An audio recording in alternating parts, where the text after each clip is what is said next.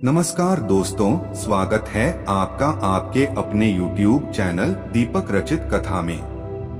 हर हर महादेव। दोस्तों, आप सभी जानते हैं कि सोमवार का दिन महादेव को समर्पित होता है और इस बार का सोमवार पितृपक्ष का आखिरी सोमवार है।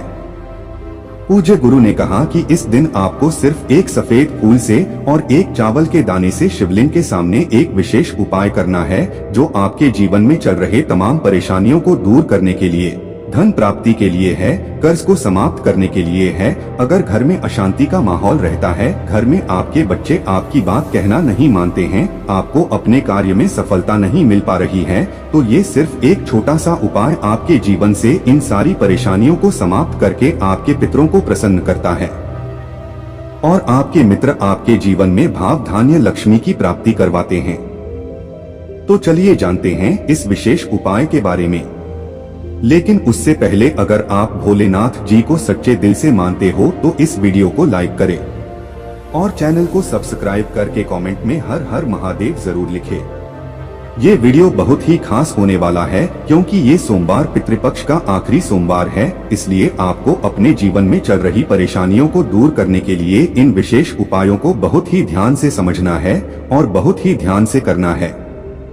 इस वीडियो में हम लोग पूज्य गुरुजी द्वारा बताए गए कुछ बेहद खास उपायों के बारे में जानेंगे। इनमें से जो भी उपाय आपके लिए हो वो आप कर सकते हैं।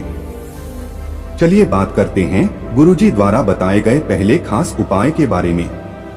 ये उपाय उन लोगों को करना है जिनके जीवन में धन से संबंधित समस्याएं चल रही है। धन की वजह से उन्हें कोई भी अपना कार्य प्रारंभ करने में समस्या हो रही है, धन प्राप्ति नहीं हो पा रही है, धन की वजह से कोई भी कार्य रुक रहा है, तो ऐसे लोगों को यह छोटा सा उपाय कर लेना चाहिए।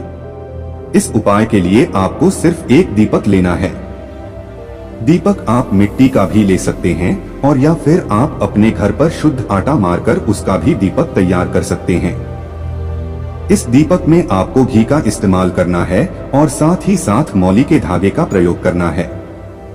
मौली का धागा वही होता है जिसे हम लोग कलावा कहते हैं और जिसे हम लोग अपने हाथ में बांधते हैं। तो इसी धागे को थोड़ा सा काटकर आप इसको बत्ती के रूप में इस दीपक में प्रयोग कर सकते हैं।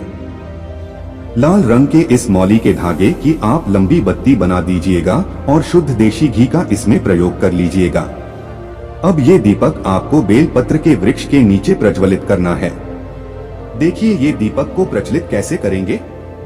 देखिए इस उपाय को आप साधारण मत समझिएगा क्योंकि बेलपत्र का जो वृक्ष होता है वह माता पार्वती के आंसुओं से उत्पन्न हुआ है और जब भी हम बेलपत्र की पत्ती से या बेलपत्र के वृक्ष के सामने कोई भी विशेष उपाय करते हैं तो उसे महादेव हमसे अतिशीघ्र प्रसन्न हो जाते हैं। इसलिए आपको धन प्राप्ति के लिए ये उपाय जरूर करना चाहिए। लेकिन बेलपत्र के पेड़ के नीचे शाम के समय जब शाम को सूर्यास्त हो जाता है तो उसके बाद या फिर जब सूर्यास्त हो रहा हो तो उस समय, इन दोनों टाइम में से किसी भी समय आप इस दीपक को बेलपत्र के वृक्ष के नीचे प्रज्वलित कर देंगे और श्री शिवाय नमस्तुभ्यम मंत्र का स्मरण करते हुए इस दीपक प्रज्वलित कर देंगे। दीपक प्रज्वलित करने के बाद आप वहीं पेड़ के नीचे बैठकर कम से कम 51 बार या 108 बार या जितना भी आपके पास टाइम उतनी बार आप श्री शिवाय नमस्तुभ्यम मंत्र का स्मरण कर लीजिएगा और आपके जीवन में धन से संबंधित जो भी समस्याएं चल रही उनको दूर करने के महादेव से प्रार्थना कर लीजिएगा। फिर वापस अपने घर आ जाइएगा। पूज्य गुरुजी ने कहा कि अगर आप 5 सोमवार लगातार इस उपाय को कर लेते हैं तो हम आपको व्यासपीठ से यकीन दिलाते हैं कि आपके जीवन की धन से संबंधित सारी समस्याएं महादेव की कृपा से बहुत ही जल्द समाप्त हो जाती हैं। तो आपको यह विशेष उपाय सोमवार के दिन जरूर चालू कर देना चाहिए। अब इसके बाद बात करते हैं पूज्य जी द्वारा बताए गए दूसरे विशेष उपाय के बारे में। इस उपाय के लिए गुरुजी ने कहा था कि जब आपके जीवन में ऐसी कोई विशेष मनोकामना हो जो परिपूर्ण न हो रही हो, आप बहुत सारे व्रत कर लिए हैं, बहुत सारे उपाय कर लिए हैं, सब कुछ कर करके देख लिया है, लेकिन आप वह विशेष मनोकामना परिपूर्ण नहीं हो पा रही है, चाहे आप पशुपतिनाथ का व्रत भी कर चुके हैं, फिर भी मनोकामना नहीं परिपूर्ण हो रही है, तो आपको यह विशेष उपाय जरूर कर लेना चाहिए, ताकि आपकी मनोकामना धन प्राप्ति की है, या फिर आप अपने बिजनेस व्यापार के लिए मनोकामना करना चाहते हैं, फिर आप अपने घर परिवार के लिए किसी भी प्रकार की अगर कोई मनोकामना है, तो आप इस उपाय को करते समय उस मनोकामना को बोल दीजिएगा। गुरुजी ने कहा कि हम यकीन दिलाते हैं कि आपकी मनोकामना बहुत जल्द परिपूर्ण हो जाएगी, लेकिन इस उपाय के लिए आपको 1 लोटा जल ले लेना है। लोटा तांबे का ले लीजिएगा और जल आप अपने किचन से ही लीजिएगा। किचन में आपके आरो, मटका या बाल्टी जो भी रखा हुआ वहीं से आपको जल ले लेना है। फिर इसी के साथ आपको सिर्फ 1 चावल का दाना ले लेना है। चावल का दाना जो आप लेंगे उसमें आप ध्यान रखेंगे कि चावल का दाना टूटा हुआ नहीं होना चाहिए, खंडित नहीं होना चाहिए। फिर इसी के साथ आपको ले लेना है 1 बेलपत्र। बेलपत्र अगर आपके पास नहीं है तो शिवलिंग के ऊपर चढ़ी हुई बेलपत्र को उठाकर जल से शुद्ध करके आप उसका भी इस्तेमाल कर सकते हैं। बस बेलपत्र लेते समय ध्यान रखेंगे कि यह कहीं से भी कटी फटी नहीं होनी चाहिए, और बेलपत्र की डंडी के आखिर में जो दूत होती है यानी जो डंठल होता है वो भी नहीं होना चाहिए। आप सबसे आखिर में आपको ले लेना है कोई भी 1 सफेद रंग का पुष्प। देखिए, सफेद रंग की अगर कोई भी सामग्री हम लोग सोमवार के दिन शिवलिंग में समर्पित करते हैं तो से हमारे महादेव अति शीघ्र प्रसन्न होते हैं, और साथ ही साथ माता पार्वती हमसे बहुत ही शीघ्र प्रसन्न होते हैं। अगर आपको सफेद फूल नहीं मिलता है तो शिवलिंग के ऊपर अगर सफेद फूल चढ़ा हुआ है तो उसको उठाकर जल से शुद्ध करके फिर आप उसका भी इस्तेमाल कर सकते हैं। अब ये सारी सामग्री लेकर आपको पहुंच जाना है शिवालय। पूज्य गुरुजी ने कहा कि इस उपाय को आप शाम के समय में करेंगे तो आपके लिए बहुत ही चमत्कारी साबित होगा। शाम को जब प्रदोष काल होता है तो सोमवार के दिन प्रदोष काल के समय महादेव साक्षात शिवलिंग में विराजमान होते हैं, तो अगर प्रदोष काल में आप ये उपाय करते हैं तो यह आपके लिए बहुत ही विशेष हो जाता है, नहीं तो फिर आप पूरे दिन में किसी भी समय कर सकते हैं। देखिए, शिवालय पहुंचकर सबसे पहले आप जो 1 चावल का दाना लेकर गए हैं और चावल के दाने को शिवलिंग के ऊपर समर्पित कर दीजिए और श्री शिवाय नमस्तुभ्यम मंत्र का स्मरण कर लीजिए। फिर इसके बाद आप जो 1 सफेद रंग का पुष्प लेकर गए हैं उसको भी शिवलिंग के ऊपर समर्पित कर दीजिए और श्री शिवाय नमस्तुभ्यम मंत्र का स्मरण कर लीजिए। फिर आपके पास जो बेलपत्र है उस बेलपत्र को आप अपने हाथ में रखिए और आपके जीवन की जो भी विशेष मनोकामना है जिसके लिए आप यह उपाय कर रहे हैं, चाहे धन प्राप्ति के लिए हो चाहे व्यापार के लिए हो, तो उसका स्मरण कर लीजिए और महादेव से मनोकामना को परिपूर्ण करने की प्रार्थना कर लीजिए। फिर उसके बाद ही बेलपत्र आपको शिवलिंग के ऊपर समर्पित कर देनी है। बेलपत्र समर्पित करते हुए आपको श्री शिवाय नमस्तुभ्यम मंत्र का स्मरण कर लीजिएगा और बेलपत्र की चिकनी साइड का हिस्सा शिवलिंग में टच करेगा तथा बेलपत्र की डंडी जलाधारी की तरफ रहेगी।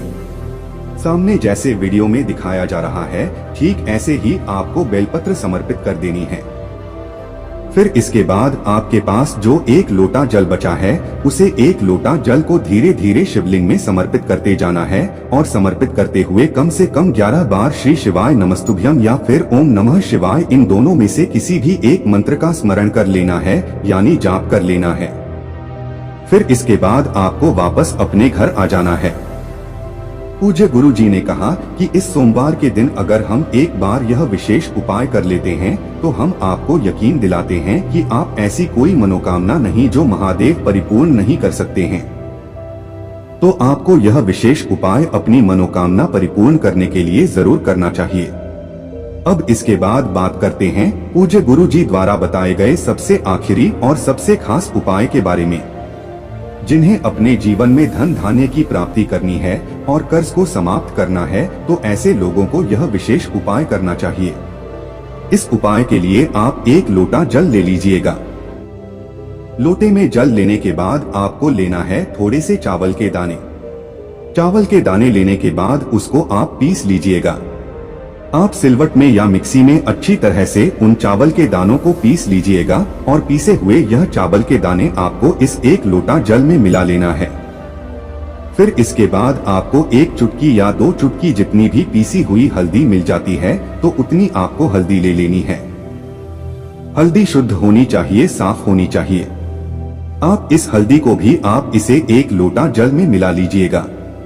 अब ये आपका 1 लोटा जल का मिश्रण तैयार हो गया और इसे लौटे जल को लेकर आप पहुंच जाएगा किसी भी बरगद के पेड़ के नीचे, वट वृक्ष के नीचे। आप इसे छोटे जल को लेकर पहुंच जाएगा और फिर धीरे धीरे बरगद की जड़ में आपको यह 1 लोटा जल समर्पित करते जाना है और बटकेश्वर महादेव का स्मरण करते जाना है। आप सूर्यास्त के पहले इस उपाय को कर लेंगे। सूर्यास्त के बाद की भी पेड़ में हम लोग जल समर्पित नहीं करते हैं, इस बात का विशेष ध्यान रखिएगा। जल आपको इतने धीरे धीरे समर्पित करना है कि आप जल समर्पित करते करते कम से कम 11 बार बटकेश्वर महादेव का नाम जरूर स्मरण कर लीजिएगा। पूज्य गुरुजी ने कहा कि 1 लोटा जल समर्पित करने के बाद आपके जीवन में जो कर्जे की समस्या चल रही है उसको बटकेश्वर महादेव से समाप्त करने की प्रार्थना कर लीजिएगा। आपके ऊपर चाहे जितना कर्जा हो वह बटकेश्वर महादेव से बोल दीजिए या प्रार्थना कर लीजिएगा और फिर उसके बाद वापस अपने घर आ जाइएगा। गुरुजी ने कहा कि अगर इस उपाय को हम 5 सोमवार लगातार कर लेते हैं तो हम आपको यकीन दिलाते हैं कि आपके जीवन में चाहे जितना भारी से भारी कर्जा हो वो बटकेश्वर महादेव की कृपा से बहुत जल्दी खत्म हो जाता है। दोस्तों आज के लिए बस इतना ही।